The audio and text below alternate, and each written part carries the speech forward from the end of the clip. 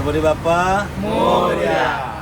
શ્રી યુવા શક્તિ ગણેશ મંડળ ધમડાચી ફાટક વેજલપુર વલસાડ આ વર્ષે લાવ્યું છે મણિકર્ણિકા ઘાટ।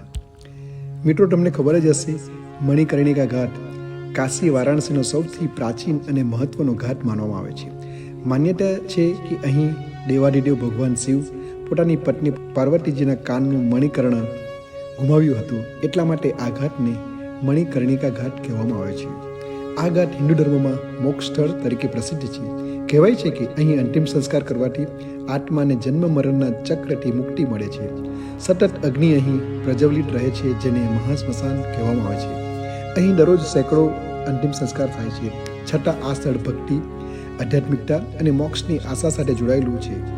કાશીના અનેક ઘાટોમાં મણિકર્ણિકા ઘાટનું વિશેષ સ્થાન છે, કારણ કે તે જીવન અને મરણ બંનેનું સંગમ માનવામાં આવે છે।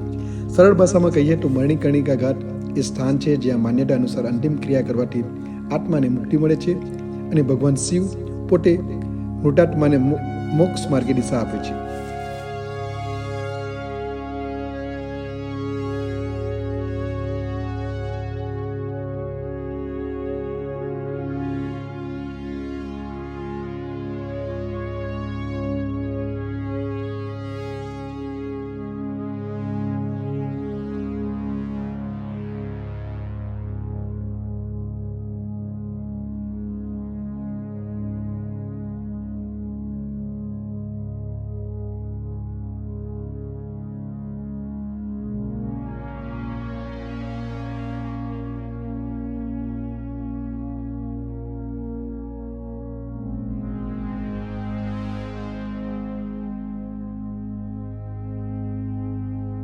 ગણપતિ બાપા મોરયા।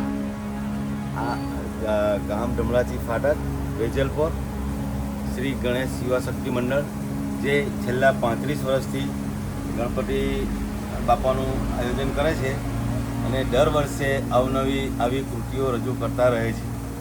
અમારા મંડળની ખાસ બાબત એ છે, મેન ખાસિયત, કે આજે તમે પ્રતિમા જોઈ રહ્યા છો ગણપતિ બાપાની, એ ગામના યુવાનો દ્વારા જ બનાવવામાં આવે છે।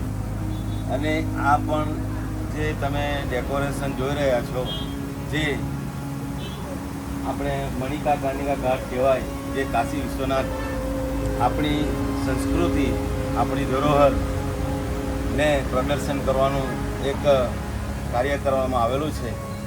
આ રીતની દર વર્ષે અમારા ગામના યુવાનો દ્વારા જાતે જ વેસ્ટમાંથી બેસ્ટ કહો એ રીતે આયોજન કરવામાં આવે છે। એટલે કોઈ પણ જાતના કહેવાય કે ફાલતુ ખર્ચા કે એ રીતે કંઈ નથી।